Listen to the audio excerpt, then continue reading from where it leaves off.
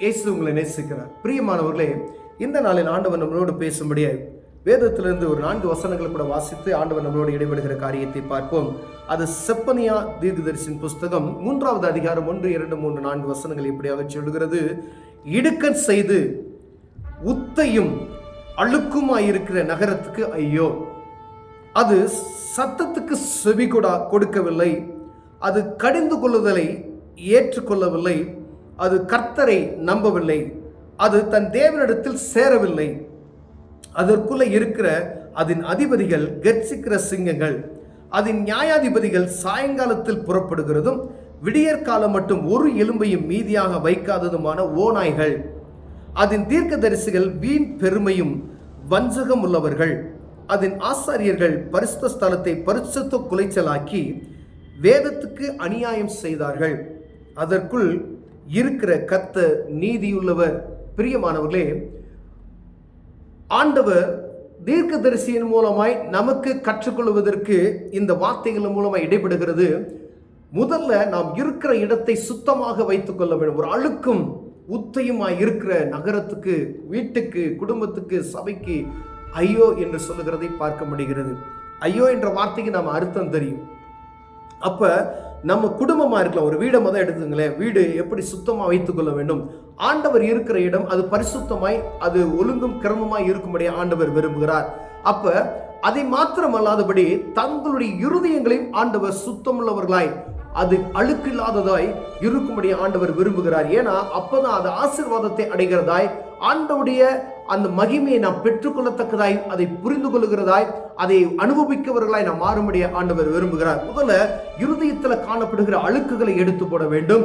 நீங்கள் இருக்கிற இடத்தை நாங்கள் சுத்தமாக வைத்துக்கொள்ளும். இடத்தை மாத்திரமல்ல, நம்முடைய இருதயமாகிய அந்த இடத்தையும் சுத்தமாக வைத்துக் கொள்ள வேண்டும் என்று ஆண்டவர் விரும்புகிறதை நாம் பார்க்க முடிகிறது. பிரியமானவர்களே, அது சத்தத்துக்கு செவி கொடுக்கவில்லை, ஆண்டவருடைய சத்தத்துக்கு செவி கொடுக்கவில்லை. ஏதோ ஒரு சத்தம் கேட்கிறது, ஆண்டவர் நம்மளோடு பேசுகிறார் என்கின்ற உணர்வற்று போய் ஏதோ இந்த காதல வாங்கி இந்த காதல விட்டு போகக்கூடிய அநேக காரியங்கள். அநேக பேர் ஆலயத்துக்கு கடந்து செல்வார்கள், ஆண்டவருடைய வார்த்தை மகிமையா அங்கு கடந்து வரும். ஏதோ வெளியே நின்று அப்படியே சும்மா ஒரு கடமைக்கு நம்ம வெளியில போய் மணல்ல உட்கார்ந்துட்டு அங்க போய் சேர்ச்சில் சேர்ல உட்கார்ந்துகிட்டு தூங்கிக்கிட்டு இருக்கிறோம். அப்படிப்பட்ட அநேகம் நம்ம காணப்படுகிறோம். ஆண்டவருடைய பிள்ளைகள், கிறிஸ்தவர்கள் என்று சொல்லப்படுகிற நாம் அப்படி இருக்கிறதை நாம் உணர முடிகிறது. பிரியமானவர்களே, அங்க ஆண்டவர் பேசுகிற வார்த்தை உணர்ந்து நிதானித்து கவனித்து இது கர்த்தருடைய சத்தமா என்று நிதானிக்க கூட முடியாத அளவிற்கு நாம் ஒவ்வொரு நாளும் என்ன செய்யறோம்? அப்படியே கடந்து போகிறவர்களாய் காணப்படுகிறோம். ஆண்டவருடைய சத்தத்தை கேட்கிறவர்களாய் காணப்படும்படியாய் ஆண்டவர் அழைக்கிறார். அடுத்து கடிந்து கொள்ளுதலை ஏற்றுக்கொள்ளவில்லை. ஒருவேளை ஆண்டவர் பேசுகிற வார்த்தைகள் கடினமான வார்த்தைகளுக்கு நம்ம என்ன செய்வோம்? ஒரு நாள் செவி கொடுக்கிறதே இல்லை. கொஞ்சம் கடுமையாய் ஆண்டவருடைய சத்தம் வருகிறது சாட்சியில இருந்து அப்படின்னா, இவர் உடனே என்ன செய்வாங்க? மொட்டை பெட்டிஷனை போடுறது, போதகரை மாத்துறது, ஊழியர்களை தாக்குகிறது, ஊழியர்களை அவலமாய் பேசுகிற அப்படிப்பட்ட அநீதி உள்ள காரியங்கள் நமக்குள்ள காணப்படுகிறது. இன்னைக்கு வரைக்கும் அது இருக்கிறதை, கர்த்தருக்கு பயமற்ற சூழ்நிலை. மனிதன் பேசுகிறது மனிதன் அல்ல, ஆண்டவருடைய ஆவியானவர் என்ற அந்த இருதயத்தில் கொஞ்சமும் பயமற்ற போன சூழ்நிலை இருப்பதனால்தான் ஆண்டவர் நம்மளோடு இடைப்பட்டு கொண்டே இருக்கிறார். அந்த கர்த்தருக்கு பயப்படுகிற பயம் இருக்குமேனால் ஆண்டவருடைய கடிந்து கொள்ளுதலை கேட்கக்கூடிய சத்தம் நமக்கு கேட்கப்படும். பிரியமானவர்களே, ஏற்றுக்கொள்ளவில்லை, அது கர்த்தரை நம்பவில்லை. அப்ப ஆண்டவர் இது ஏற்றுக்கொள்ளவில்லைனா கர்த்தரையே நம்பல, ஆண்டவருடைய பிரசன்னத்தை நம்பல, சர்வ வல்லமையுள்ள தேவன் என்பதை நாம் உணராதபடி இருக்கிறோம் என்று சொல்லப்படுகிறது. அது தன் தேவனிடத்தில் சேரவில்லை. அப்ப இப்படிப்பட்டதான காரியம் நமக்குள் இருக்குமேனால் தேவனுக்கு நாம் தேவனை குறித்து அக்கறை ஏற்றவர்களாய், அவரை குறித்து புரிந்து கொள்ளாதவர்களாய், அவரை கிட்டி சேருகிற ஒரு அனுபவம் இல்லாதவர்களாய் நாம் காணப்படுவோம் என்று சொல்லப்படுகிறது. அதற்குள்ள இருக்கிற அதிபதிகள் கர்ச்சிக்கிற சிங்கங்கள். பாருங்க, சபை என்று நடத்தப்படுமேனால், ஒரு குடும்பம் என்று இருக்குமேனால், அதுக்குள்ள காணப்படுகிற தலைவர்கள் கர்ச்சிக்கிற சிங்கங்களை போல இருக்கிறார்கள். ஏன் அப்படின்னு சொன்ன ஆண்டவர் இந்த மாதிரி காரியத்தை நமக்கு வெளிப்படுத்துகிறது. உள்ள இருக்கக்கூடிய அதிகாரிகள், சபையை நடத்தக்கூடியவர்கள் உண்மையாய் உத்தமமாய் நீதி உள்ளவர்களாய் காணப்படும் முரட்டாட்டமான ஜனங்களாய் இருக்கிறார்கள். கர்ச்சிக்கிற சிங்கம் போல இருக்கிறார்கள். அது நியாயாதிபதிகள் சாயங்காலத்திலே புறப்படுகிற விடியற்காலம் மட்டும் எலும்புகளை மீதியாக வைக்காத ஓநாய்களாய் இருக்கிறார்கள் என்று சொல்லப்படுகிறது. சொல்லப்படுகிறது. அப்ப நியாயம் விசாரிக்கிற நாம் நியாயத்தை கெடுத்து விடியற் காலத்துக்குள்ள எலும்புகளை கூட முறித்து போடக்கூடிய ஓநாய்களை போல காணப்படுகிறோம் என்று சொல்லுகிறது. நியாயம் எப்பொழுதும் நீதியா இருக்கணும்னு சொல்லி ஆண்டவர் விரும்புகிறார். நம்மளை நியாயாதிபதிகளும் ஆசாரியர்களாக வைத்திருக்கிறார். அப்ப ஒவ்வொரு நாளும் நம்ம நீதி உள்ளவர்களாய் காணப்படும்படி அழைக்கப்படுகிறோம். அது சபைக்குள்ள நீதி ஒரு நாள் தவறக்கூடாது, அநீதியான காரியங்களை தெரிவித்து கூடாது. ஏன்னா ஆண்டவர் நமக்கு கற்றுக் கொடுக்கிறார். சாலமன் ராஜா ஒரு நீதியை விசாரிக்கிற ஒரு காரியத்தை வைத்திருக்கிறார். பிரியமானவர்களே, ஒரு குழந்தையை கொண்டு 2 தாய்கள் போட்டியிடுகிற காரியத்தை வேதத்தில் வாசிக்கிறோம். உண்மையான தாய் யார் என்பதை கண்டுபிடிப்பதற்கு ஆண்டவர் சாலமன் ராஜாவுக்கு ஒரு ஞானத்தை கொடுத்தார். அந்த பிள்ளையை துண்டா வெட்டி போடுங்க, அப்பொழுது யாருக்கு பாதி கொடுத்தரலான்னு சொல்லி அந்த வேதத்தை நம்ம வாசித்திருப்போம். அந்த உண்மையான தாயினுடைய இருதயம் துடிக்கிறதை பார்த்து அந்த ராஜா அந்த யார் உண்மையான தாய் கண்டுபிடிக்கக்கூடிய அந்த விசேஷத்தை ஞானத்தை சாலமன் ராஜாவுக்கு கொடுத்தார். அதே போல நியாயத்தை புரட்டாதபடிக்கு அந்த நியாயத்தை விசாரிக்கக்கூடிய அந்த கிருபையுள்ள கரத்தை ஆண்டவர் நமக்கு கொடுக்கும்படியா ஒவ்வொரு குடும்ப தலைவனுக்கும் சபையை நடத்துகிறவர்களுக்கும் ஒரு ராஜ்யத்துக்கு நம்ம தலைவனாக இருக்கும். ஏதோ ஒரு காரியத்துக்கு நீங்க தலைவனாக இருக்கிறீங்க அப்படின்னு சொன்னா அந்த தலைவராக இருக்கக்கூடிய ஒரு சின்ன காரியத்தில் நீதி செய்வதற்கு நாம் தெரிந்திருக்கும்படியா ஆண்டவர் அழைக்கப்படுகிற பிரியமானவர்களே, ஒரு ஓநாய்களை போல அது பூரா பட்சித்து போடுகிற குணம் இல்லாதபடிக்கு நீதியை நம் நிலைநாட்டத்தக்கதான அனுக்கிரகத்தை பெறும்படியாக நாம் அழைக்கப்படுகிறோம். அதில் தீர்க்கதரிசிகள் வீண் பெருமையும் வஞ்சகம் உள்ளவர்களாக இருக்கிறார்கள். தீர்க்கதரிசி என சொல்லப்படுகிறார் வீண் பெருமைக்காய் ஏதாவது அடிச்சு விடணும் அப்படின்னு சொல்றதுக்காய் ஏதாவது தீர்க்க தரிசனம் உரைத்து போகிறவர்கள் அல்ல. தேவ சமூகத்தில் காத்திருந்து புதுபலனை பெற்றுக்கொண்டு அவரிடம் வாங்கி ஜனங்களுக்கு நீதியான வார்த்தைகளை அவர் சொல்லுகிற வார்த்தைகளை அறிவிக்கத்தக்கதாய் காணப்படும்படியாக அழைக்கப்படுகிறோம். பிரியமானவர்களே, அதன் ஆசாரிகள் பரிசுத்த ஸ்தலத்தை பரிசுத்த குலைச்சலாக்குகிறார்கள்.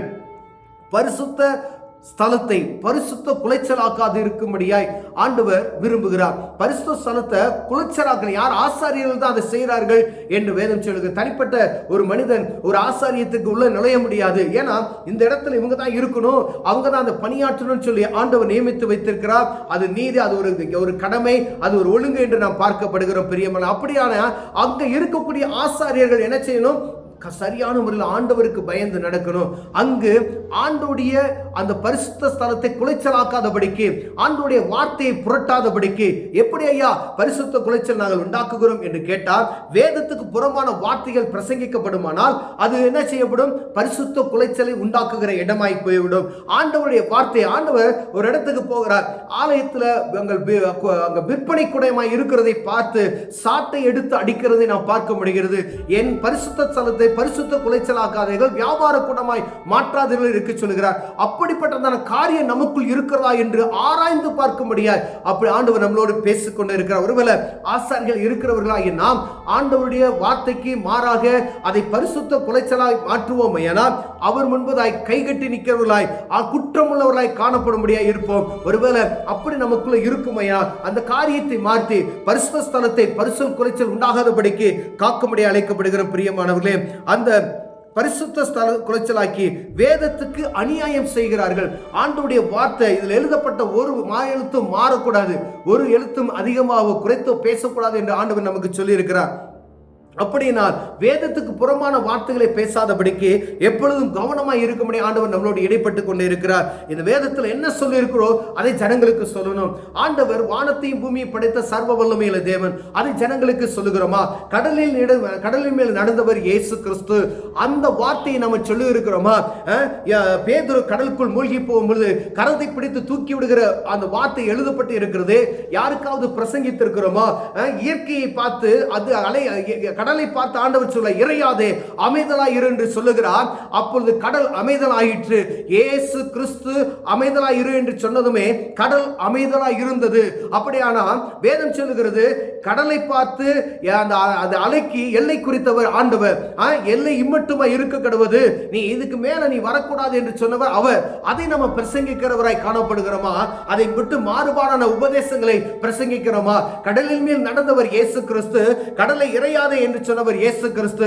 இது வேதத்துக்கு புறமான வார்த்தைகள் நாம் பிரசங்கித்தோமானால் வேதத்துக்கு அநியாயம் செய்கிறோம், ஆண்டவருடைய வார்த்தையை கூட்டி குறைத்து பேசுகிறவர்களாய் நாம் காணப்படுகிறோம் என்பதை நாம் புரிந்து கொள்ள வேண்டும். ஒருவேளை அப்படிப்பட்டதான காரியத்தில் நாம் இருப்போமேனால் ஆண்டவர் இந்த நாளில் உங்களோடு என்னோடு பேசுகிறார்.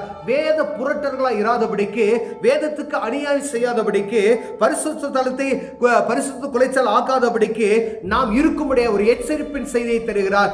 ஏன்னா பரிசுத்த ஸ்தலம் கர்த்தர் அங்கு இருக்கிறார் என்பதை பார்த்து, அதற்குள் இருக்கிற கர்த்தர் நீதி உள்ள தேவன் என்பதை புரிந்து கொள்ளணும்.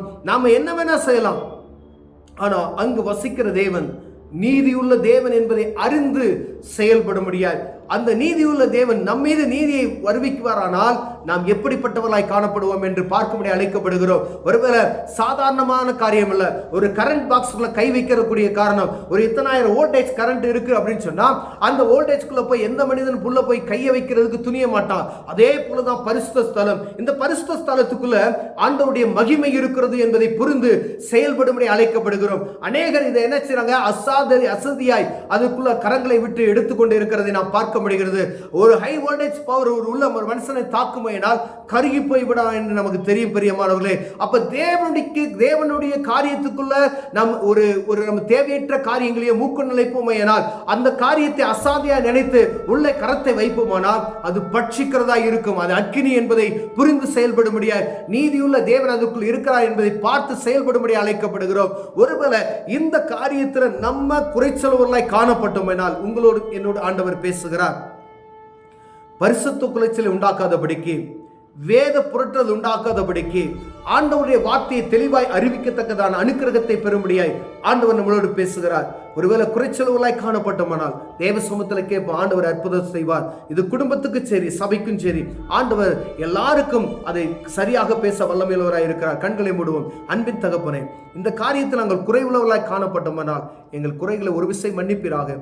இனி நாங்கள் நீதியாய் கர்த்தர் வசிக்கிற இடம் என்று உண்மையாய் நடந்து கொள்வோம். இயேசுவின் நாமத்தில் பிதாவே, ஆமென்.